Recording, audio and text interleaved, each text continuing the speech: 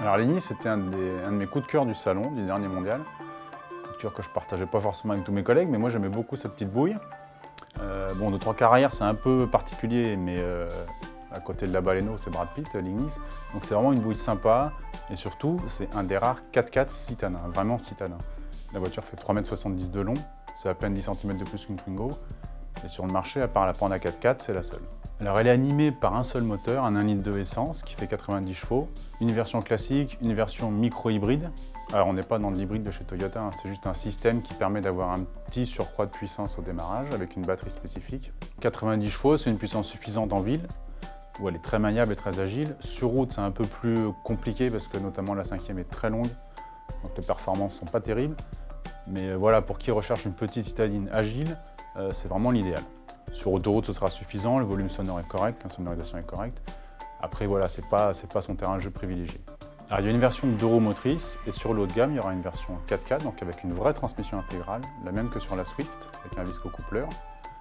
Donc par rapport à une version 4.2, ça vous coûte 1 500 € de plus.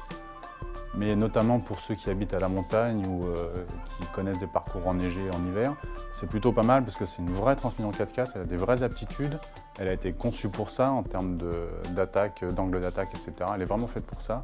Donc comme la Panda 4x4, c'est vraiment les deux seuls produits aujourd'hui qui se destinent aux gens qui recherchent une petite citadine tout-terrain. Pour l'intérieur, c'est du Suzuki, donc c'est-à-dire que la finition, c'est pas exemplaire, il y a des vis apparentes, les plastiques sont un peu bas de gamme. Mais par contre, il y a vraiment des efforts de cosmétiques. En termes de couleurs, on peut choisir, personnaliser les poignées de porte, la planche de bord.